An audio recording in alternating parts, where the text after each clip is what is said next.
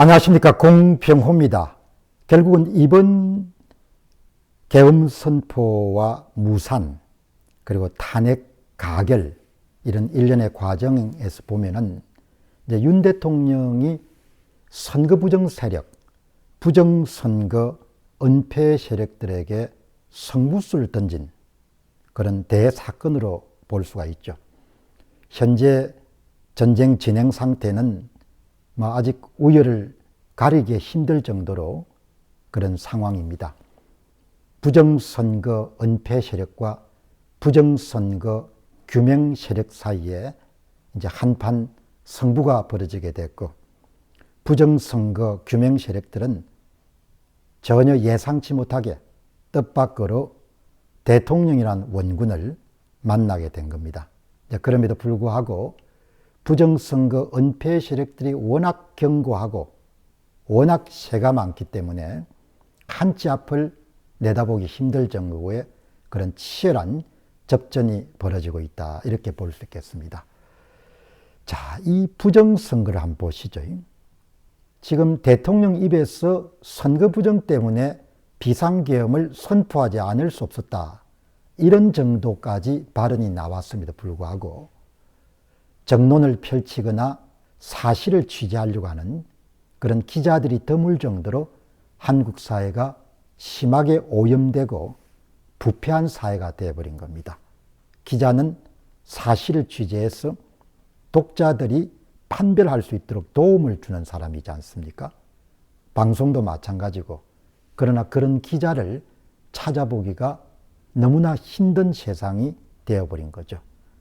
그러니까 지금 이제 부정선거 세력의 중심에는 대한민국의 선거관리위원회가 자리 잡고 있는 겁니다. 그 선거관리위원회 주변에는 닥치고 부정선거 없다를 외치는 언론들이 포진하고 있고, 언론들 가운데서는 현직도 있고 그 다음에 전직 언론인들도 있는 겁니다. 대한민국의 언론인들의 수준이 얼마나 떨어졌는가 하니까 사실에 대한 개념 자체가 아예 없는 겁니다. 2020년도 4.15 총선이 끝나고 나서 5년이 가까워 오는 지금 시점까지도 중앙일보와 같은 그런 신문에 여러분들 중견 칼럼니스트 입에서 대통령이 부정선거 음모론자에 너무나 치우쳤다, 이런 종류의 이야기를 할 정도니까 정말 좀 심기가 약한 사람들은 낙담하지 않을 수 없을 만큼 그렇게 한국의 수준이 많이 떨어져 있는 겁니다. 한국의 언론들은 이익 때문이겠죠.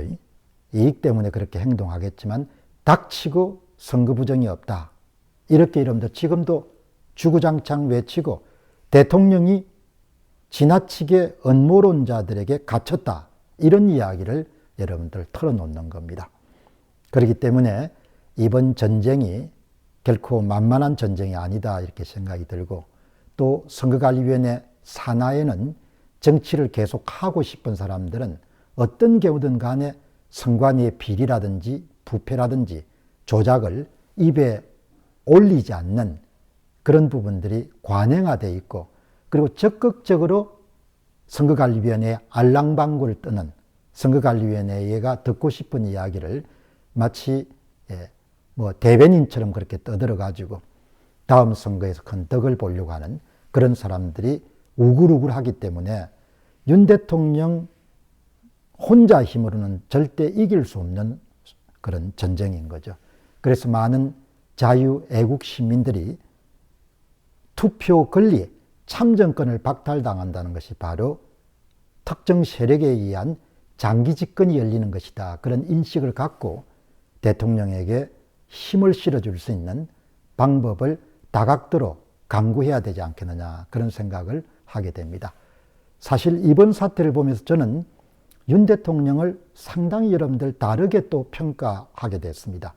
일단 사람이 뚝심이 있고 그 다음에 정의감 같은 것이 아주 강한 것 같습니다. 그동안 정치검사다, 이렇게 여러분들 오명도 많이 받았지만 본인은 이미 대통령이 됐기 때문에 조금만 비겁하게 되면은 굳이 선거 문제를 건들 필요가 없는 겁니다.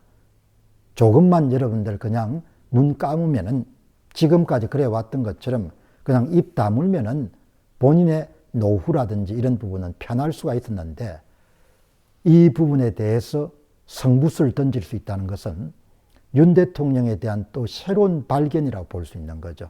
다르게 이야기하게 되면 뚝심도 있고 뒷심도 있지만 더더욱 선거 정의를 되찾는 것이 나라를 구하는 것이다, 이런 판단을 내릴 수 있으니까 같은 동갑내기로서 참 대단하다, 훌륭하다, 이런 표현을 제가 내놓지 않을 수가 없는 겁니다.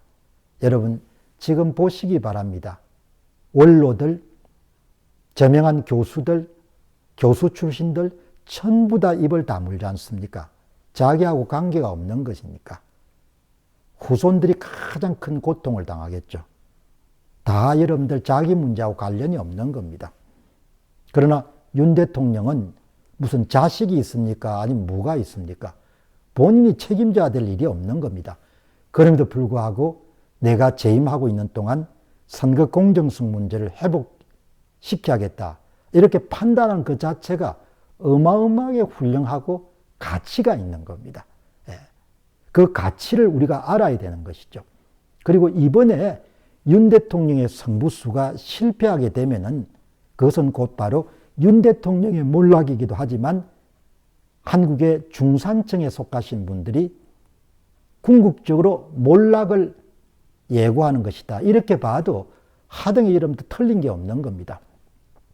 돈이 많고 재력이 아주 많은 사람들은 좌파가 연구히 이 땅에 집권하더라도 빠져나갈 군형이 있을 겁니다.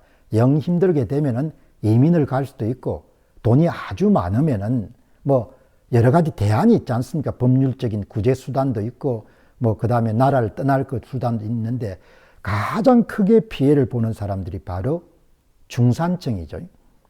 큰 부자도 아니고 아주 어렵지도 않고 지방간 정도 갖고 어느 정도 보석을 가지고 이런 사는, 그러니까 베네수엘라 같은 나라가 선거가 장악돼 가지고 장기 집권 체제에 들어가게 되면은 가장 여러분 뚜렷하게 나타난 사회 현상이 중산층이 몰락하는 겁니다. 그 사람들이 가장 약탈의 대상이 되는 거죠. 부자들은 변호사를 쓰고 여러 가지 컨설턴트를 써가지고 빠져나갈 수 있는 그런 구멍을 확보할 수 있는데, 중산층은 그런 재원을 갖고 있지 않는 겁니다. 고스란히 장기 집권 세력의 약탈이나 수탈의 대상이 될 수밖에 없는 것이죠.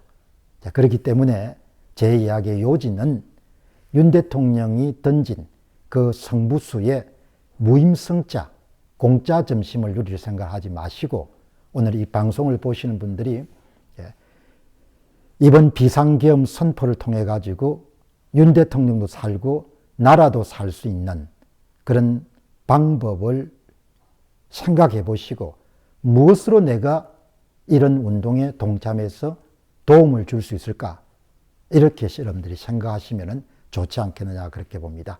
제가 그냥 단도직입적으로 이야기하게 되면 한국의 부정선거는 10년 이상 지속됐습니다. 공직선거에서. 그리고 전국적인 차원에서 가장 조직적이고 체계적인 부정선거는 2017년 문재인이 당선되던 바로 대통령 선거부터 조직적이고 체계적인 그런 사전투표 조작을 통해 가지고 실제로 사전투표장에 오지 않는 사람 숫자를 여러분들 부풀렸어. 그러니까 실제 사전투표율보다 발표 사전투표를 부풀려 가지고 실제와 발표 사전투표를 격차만큼의 위조 사전투표지를 만들어서 전산 조작으로 더불어민주당 후보의 표를 부풀리고, 그 다음에 그것만큼 실물로 위조 투표지를 투입하는 그런 현상은 그냥 뭐 추론, 추계 뭐 이런 수준이 아니고 그냥 선거관리위원회가 발표한 선거 데이터를 통해서 확정적 사실로 이미 입증이 된 겁니다. 그러니까 이렇게 엄청난 거대한 악이 2017년부터 조직적이고 체계적으로 시행에 옮겨져 가지고 선거관리위원회가 대한민국을 그냥 집어삼킨 상태가 지금 일어난 겁니다. 그렇게 묻힐 수가 있었는데 극적으로 윤 대통령이 대선에 승리를 거두고 거기에 이어가지고 결국 비상계엄이라는 것을 선포하면서 부정선거 세력이 본격적으로 노출이 된 겁니다. 그것을 덮기 위한 세력들의 준동이나 공격은 상상할 수 없을 정도로 앞으로 악랄할 겁니다. 그런 점에서 많은 자유애국 시민들이 선거 공정성을 회복하기 위한 운동에 여러분들 동참하시고 이것이 얼마나 자신의 노후하고 그리고 자기 자식들의 앞날에 큰 영향을 미치는지를 각성하는 그런 많은 시민들이 나올 수 있기를 기대하고 저 역시도 사실과 진실을 옮기는 전하는 그런 운동에 당분간 적극적으로 매진할 각오를 갖고 있습니다. 감사합니다.